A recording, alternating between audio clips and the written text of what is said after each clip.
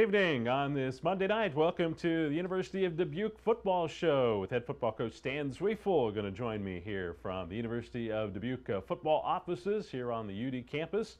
And we're going to break down the Spartans' first home game of the season as the Spartans fall to ranked Wisconsin La Crosse team who came in and lived up to that ranking. A very good football team, as Coach Sweifel said they would be, and the Spartans come up short with a 30-3 loss to Wisconsin-La Crosse, but a lot of positives to take out of that ball game, and we're going to focus on some of those positives too during the show here this evening.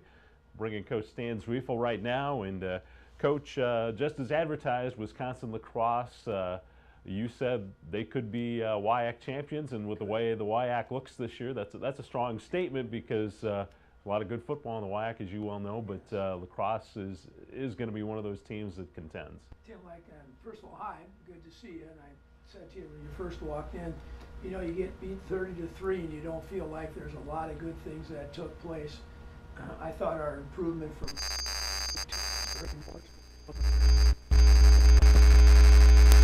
football team, and I thought for about a quarter and a half it was about as even as we could get. I think the difference in that game boiled down to two parts of the team. Their offensive line, extremely strong.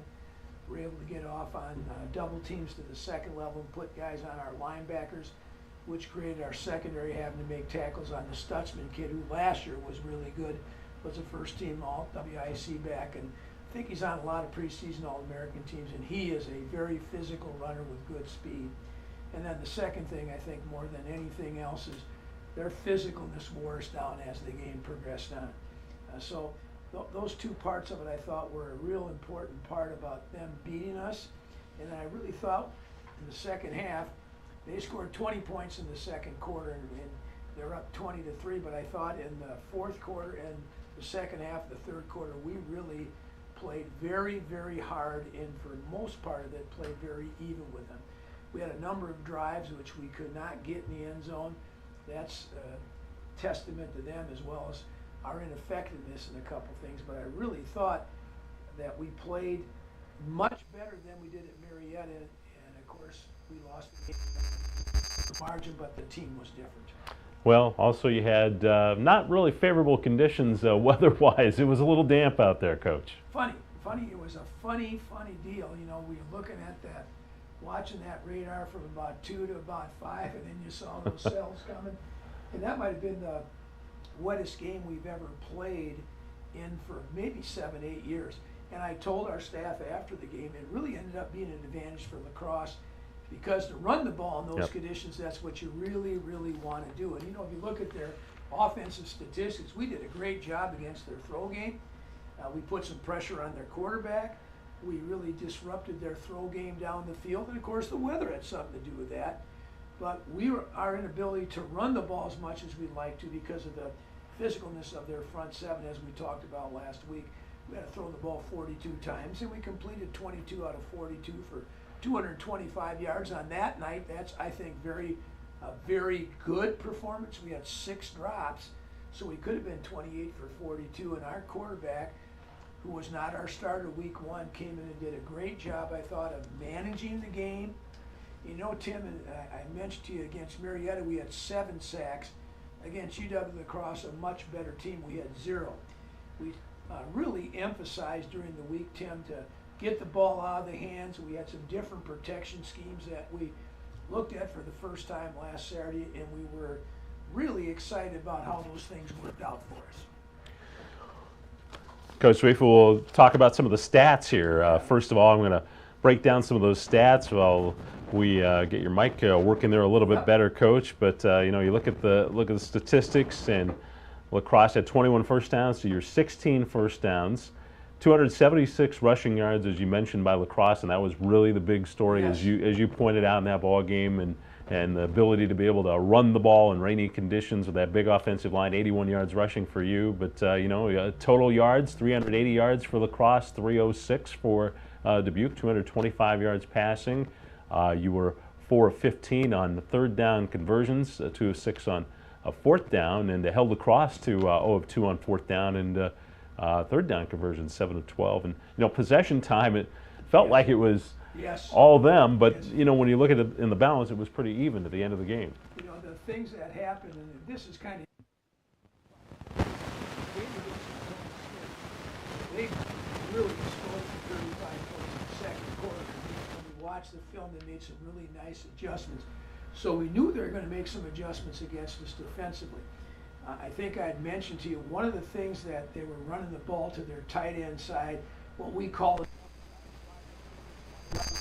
one-sided formation and just a tight end. We had a specific game plan up against that, but we didn't execute it because we were jumping out of our gaps. So that created some problems for us that way. I think they did a great job, as we mentioned earlier, just being physical up front. And one of the areas that we don't have as enough depth that we'd like to have is in our defensive line. So they wore us out a bit. But I'm going to tell you, Tim, I felt better after this game than I did after the Marietta game. So again, as we talk, we've got to build on what we did on Saturday, the positive parts. But I believe they're going to win the WIC. I think they've got enough talent. And you know, Whitewater beat Mary Hardin Baylor this past week with a 99-yard drive to end the game. And the WIC, the River Falls played St. John's very competitively and close. So that's a good conference. Yep. But I don't want to say that our conference isn't any good, because Wartburg shut out UW Stout 27-0 on Saturday. So I think from top to bottom, they might have a little bit better talent on the top than we have. But our league is truly balanced also. But anyhow, getting back to the game, I knew it would be a tough game, Tim. I had told our players before, got to play hard. I was really impressed with our ability in the second half to play as hard as we could. Started out great.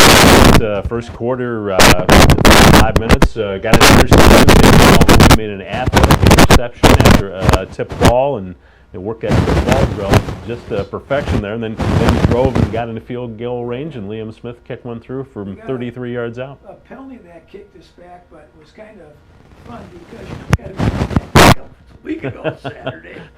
You're 1-1, but the freshman kicker who couldn't make the trip to Marietta because of a stretched groin, a pulled groin, we brought him in. I told him we're going to kick you tonight because I think you're a really good kicker, and he kicked under pressure in terrible conditions against a really good rush team, and we were able to get that field goal. And just, you mentioned Dalton Wood's interception. What a game Dalton Wood played. He had 10 tackles. Yep. He's been unbelievable in the first 2 games. Our secondary is really good, Tim. We're going to be really, really good in our secondary. And the way he played, outstanding. And the other safety for us, Colton Pedersen, also had a great game. Those 2 safeties are, I think, as good as anybody in the league. And as I mentioned to you, those guys are having to make a lot of our tackles because they are able to get in the second level to our linebackers. Yeah, and to your point about your defensive backs, and you mentioned this a little bit earlier, 104 yards passing for La Crosse. Had their passing game in check, and maybe had a little bit more to do than just the rain with keeping them on the ground. It did. We're a really good secondary, Tim, and that'll play out over the course of the season. I'm just telling you that. Running game. Yeah. You were able to get it in spurts when Kelly and Buckner went down, back up Latrell Duckworth. Not saying Old Duck. He did a nice job for us. 70 yards. Yes, and we Buck got a sprained ankle. I thought he could go back in, but I didn't see the necessity of it at the time. And Duck had 120 yards last year in the last game against Loris. And so he's a sophomore that's got a little bit of experience. But he had some really nice runs, and in the fourth quarter, I thought we were able to move the ball pretty effectively. Didn't end up in points, which is what the true tale is, whether you're doing good on offense or not. But we were able to move the ball, and we were able to do a little bit of run and pass, and we had some explosive plays. So again, it's hard to get excited about 30-3. It is hard. It's against every nature of my being to talk about something good when it's 30-3, but I really felt there were some positives we could pull out from that game. Late second half, you had a nice drive that didn't turn into points, but if you would have got points, that would have been a big boost in that game. But it was you can take positives out of what you were able to do. Paul Meisner, our SID, who's in here, we had talked earlier about you really want to have a chance to build momentum and confidence no matter what you're doing for the next game, because this is only game 2. But more importantly, Tim, it's 2 non-conference games. So as I said, since I've known you a long time, I always play one dang tough game, man. And that was obviously UW-La Crosse. And then I play one game we don't know how it's going to end up, but it's going to be competitive, and dang, that's how it's been. So we're getting to get prepared now for our 8-game conference schedule. We played a really good team, a top 5 team in my opinion in the country, and they'll probably be 7th or 8th this week, and we'll have a chance now to see how that pays off as we move along in the conference. Any final thoughts before we leave Wisconsin lacrosse and talk about American Rivers Conference play that starts next week? I'm still cold from the game, Tim. That's my final thoughts. Like the shirt's a little bit wet still. And my shoes haven't dried out yet. But it was a contest that I think we can take some real positives from and build on for the Nebraska Wesleyan game, which we'll talk about. All right. This is the University of Dubuque Football Show with head football coach Stan Sweifel here on a Monday night. We come to you on Monday nights on University of Dubuque YouTube channel, and also you can pick it up on udspartans.com. And we'll talk more about the opponent this Saturday, the Nebraska Wesleyan Prairie Wolves, as the Spartans will kick off American Rivers Conference play, and we'll do that in just a moment.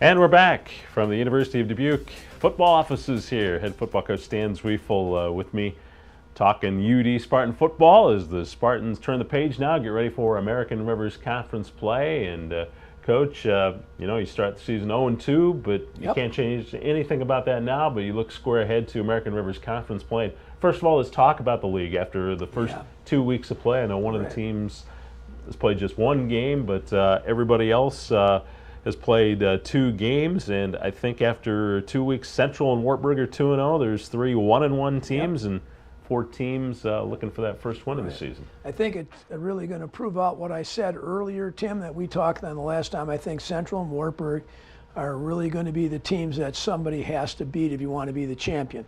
I think Cole and us and whoever are those other teams, Buena Vista, Nebraska Wesleyan, Loris, they're going to have to sort that stuff out. Wartburg has been impressive in their 2 games defensively, Tim, giving up 3 points and a shutout last week. And Central's offense isn't quite as high-powered as it was a year ago. I don't think it could be, but they've played. That quarterback's getting some snaps and getting some things under his belt, and they'll get better. And they're so far down the road, I don't even think about them. But I looked at the scores, and there's a really kind of a balance. I was surprised Co got beat by Hope. I thought Co would be 2-0 also after their non-conference schedule. But everybody else, the guys who played some really tough teams, have ended up losing. The teams that have played some teams that aren't as tough has ended up winning. So, again, I think, like everything else, you take those 2 non-conference games, if they've played 2 or 1, and you're really trying to figure out where my personnel is going to be, who am I going to play where, what do we do well, and what we don't do well. And where Wartburg and Central, I think, always have the advantage in our league, Tim, is they have a great number of juniors and seniors who have played for them over the years. So their evaluation process is a little bit shorter than probably we are at Dubuque. You know, we started 14 sophomores or under last night against UW-La Crosse. That's no big deal. That's what it is. That's the facts of life. But we have to evaluate those kids in the process in those 2 non-conference games. Before we talk in depth maybe about Nebraska Wesleyan here, health-wise, your team getting ready for the trip to Nebraska Wesleyan early in the week, so you'll know about some kids later in the week. But it's Monday when we talk, of course, Tim, and of course we just get the injury report this morning on the rehab on Sunday, the evaluation on Sunday, and then we do a little walk through today and do some stretch and do some real low key recovery and then do some lifting in the night. So we have 3 guys that we don't know what's going to happen to. One is Callion Bucker, who sprained his ankle. The running back we mentioned. Ben Galtig, who started game 1, is kind of still, we're not quite sure where he's going to be yet. And then we have a sprained ankle to one of our defensive backs, we're not sure. But we expect all 3 to play. I can't tell you to what extent, where they'll be. We won't make those determinations till Thursday. We'd be remiss before we talk about Nebraska Wesleyan. Got it circled on my stat sheet. Your receiving core, a nice night for them. Bryce, Simmons, Preston, and Sheets all contributing and making some nice catches, and especially Bryce, 7 catches, 71 yards. Tim, I think I've told you this. This is probably the group that I think has the highest ceiling of any group on our football team. I think the secondary has the most experience and is the best position group on our team, but our receivers, and there are 3 new ones playing, and Cameron Bryce didn't play at all last year, so we got 4 new receivers playing. And so we're, again, still trying to figure out what do they do well, where do we put them, and of course our quarterback's a new quarterback. So that's taken a little bit of time, and I think we're starting to hit our stride a little bit. I really do. The great news I thought about Saturday's game, in those conditions we caught and threw the ball very well. So I think that bodes well for this coming game Saturday against Nebraska Wesleyan. And just 1 turnover in the game too. Yeah, and just at the very dang last play we ran offensively. Sorry to bring it up. No, that's okay, Tim. But again, yes, we had a play that we thought was going to be a perfect play to work. They had a guy on La Crosse's team that malaligned, means he didn't line where he was supposed to be, and he was right where we threw the ball. Okay, move on. So that's what happened. And that's what we're going to do. Yes. We're going to talk about your first conference opponent, yes. Nebraska Wesleyan. You make the business trip to Lincoln, Nebraska, so another overnight trip, and you'll be heading to Lincoln to take on the Prairie Wolves. They're 1-1, but what stands out to me as I watch them on tape, they've really been good offensively. Close to being a 2-0 team. Yes, very much so. They lost that game in overtime, and if you watch that game, there were 11 plays of over 50 yards, if I recall correctly. It was a really back and forth. I talked to Coach Keller. That's Brian Keller's the head coach of Nebraska Wesleyan. We're really good friends because I'm the oldest guy in the league, and he's the second oldest guy in the league. He's been there a long time. He has been there a real long time, and he's been an assistant there and a head coach there. And the hard thing about that one, Tim, it is a very long trip. Marietta, obviously, we flew to. It was a different type of trip for a Division III team, but this is just flat out a 6-hour bus ride. And so we'll split that up when we go out and red eye when we come back. But I think they feel really good about themselves, where they are, talking with Coach Keller this morning, as a matter of fact. Disappointed that they lost the game the way they did. When you scored 48 points, you think you're going to win, obviously. But I think they've had 48 and 31, if I'm not mistaken, in their 2 games. 31-6 win over Eureka. And so I think they feel like offensively they're really doing a good job. Obviously, when you give up 55, the defense probably isn't feeling the same way. What happened to them at Mayville, Tim, they gave up so many explosive plays. So it'll be really interesting to see how they try to solve those issues that they had, because they gave up a lot of long pass plays and a lot of long runs.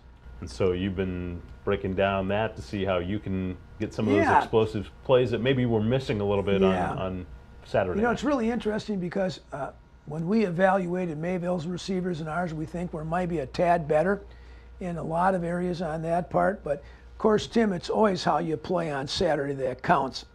When you watch tape, you're looking for, first of all, what they're doing scheme-wise. How can you take advantage of what you do against their scheme? But I spend most of my time, Tim, most of my time when I evaluate film, I'm looking at personnel. How can we match up to get our best player against maybe a player that isn't as good, or what can we do to isolate somebody? So we're always trying to find a way, how can we get our players to allow them to play their best? And that's always kind of an interesting game that you play. And then, of course, last Saturday against La Crosse, as I mentioned earlier, I thought we did a tremendous job of slowing down their pass rush. The week before, they had 9 sacks and created just havoc with Dakota State, and they didn't get any against us. So I think we'll do a good job of scheming this Saturday. Now, how we play remains to be seen. I told our team, no matter what I say, it's how you play that dictates the outcome of this game. Nebraska Wesleyan, over their first 2 games, are averaging 479 yards, 351 through the air. So Yes. they're gonna chuck try it to throw up. the ball. They're going to chuck that baby up, which I feel really good about, because I told you earlier that I think that's the strength of our football team. Our best position group is our back end, our corners, and our safeties. They're going to get a chance to get a lot of balls thrown. They're going to complete some. Don't think they won't. But we're going to get some picks. We're going to get some sacks. We're going to create some turnovers. I feel good about how we match up against their strength. I really do. They've got a returning quarterback from Yep. a year ago. Are they veteran in other areas? 2 too? of the 3 receivers have played a little bit. 1 was a starter. The offensive line's in flux right now, and you wouldn't think so by the points they've scored, right? But Yeah. they're still trying to figure that part out. We'll present some problems for us, Tim. Our defense will present some problems because of our back end, and we're going to present some problems for us on the offensive end just because of the speed, the nature of the players that we have. And we'll get some matchups and some isolations. Now, whether we complete it, catch it, and do all those things, that means we don't know if that's going to happen yet, but we really think we're going to have a chance. And then in special teams, we didn't get a chance. I thought we made a huge step forward on our special teams on a terrible condition night. Yeah. We punted the ball well. We protected the ball well. The first 3 punts, I'm sure you saw, they came after us to try to punt the ball to get our snapper in the wet cart, making the punter catch the ball. We did a tremendous job off of that. Then they went back to a return team and stopped rushing us. We only kicked the 1 field goal, but I felt so much better about how it looked as opposed to what happened at Marietta. So kickoffs, we did a great job kicking the ball off and covering. I thought our special teams really performed very, very well. Definitely some positives as you get ready to kick off the American Rivers Conference portion of your schedule with Nebraska Wesleyan. Anything else about week number 3 of the season coming up here, Coach? I think one thing you always talk to your players about is we are 0-2, and I mentioned that no matter what you say, you're 0-2. So the real job that I have this week is to have those guys understand you're 0-2, but that means nothing when you move forward from here on in. After Saturday night at 6 o'clock, there'll be 4 teams in first place and 4 teams in last place. And you'd really like to always start out and put yourself in an advantage position. So I think that first game is so very important. It's not the season, not saying that, because there's a lot of games left after that game, but really we need to build some momentum, and we need to build more than anything else some confidence in our football team. Coach Sweifel, always a pleasure. Thanks for taking your time out to join us to talk about University of Dubuque football, and good luck to the Spartans as you pack your bags and head to Lincoln, Nebraska coming up on Friday. Over to Lincoln, where where it's supposed to be 90 degrees or 87 or something like that, but we're looking forward to getting back and playing a game. It was pretty warm last time you were It there, really too. was warm last time we went there, Tim. I remember Good seeing that. you, my friend. Good to see you too. Coach Stan Sweifel, head coach of the University of Dubuque Spartans. We will come back and we'll close out the UD football show with Coach Stan Sweifel when we return in just a moment.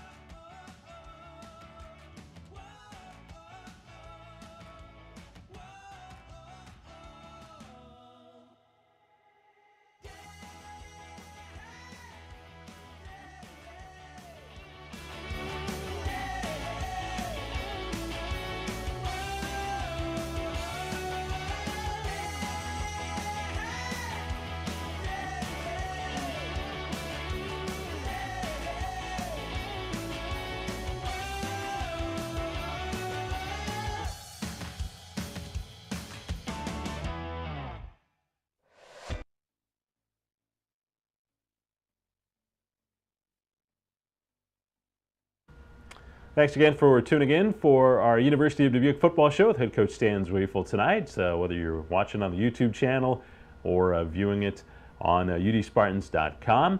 This is where you'll be able to find a link to the Nebraska Wesleyan game coming up this Saturday, as they'll have the broadcast that Nebraska Wesleyan will be presenting video, so you can watch it streamed live here at udspartans.com. And then we'll be back here next Monday night at 6 o'clock to talk about that game and then preview the Spartans' next home game, which will be against the Wartburg Knights. And so that will be coming up next Monday night at 6 o'clock right here where you're viewing the program this evening. So for head coach Stan Sweifel, I'm Tim Lary. Have a great rest of your Monday night, and go Spartans.